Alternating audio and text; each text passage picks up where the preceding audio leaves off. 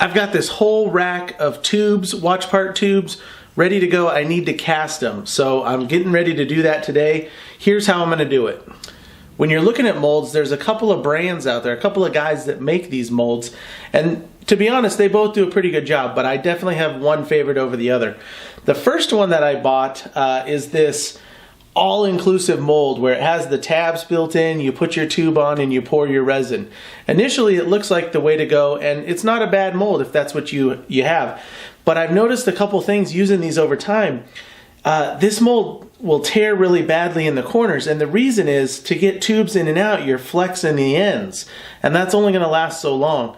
Another problem are these little tabs that the tube goes on.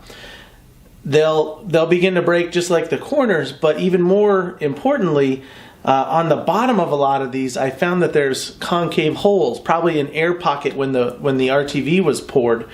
And the reason that's a problem is when you have a tube in a mold and it's like this, but there's an air pocket trapped underneath here, it may leak out without you knowing, and when you go to pull your block out of the mold, there's going to be a bubble up here that snuck around the tube and got trapped in there. So that creates a big problem. I've had some of those molds where 3 out of the 4 tabs had that hole, that little concave, so it just didn't work for me, and I've stopped using those.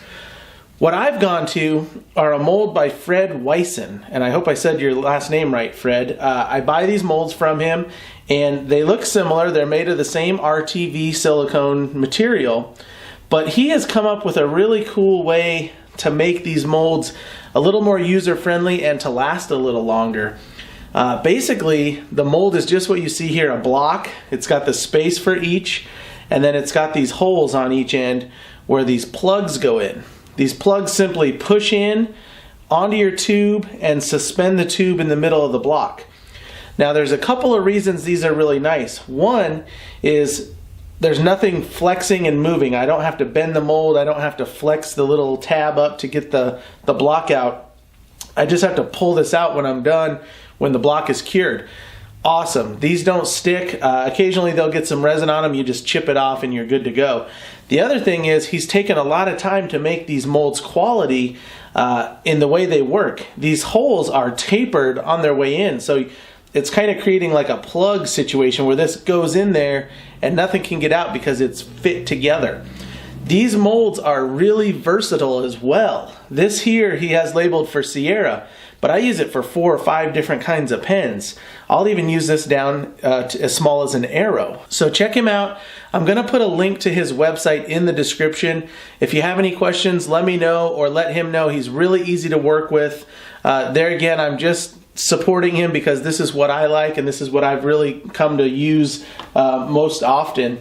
And I even have some of his original molds. I think this one is probably 2 or 3 years old, and it's still got no cracks in the corners.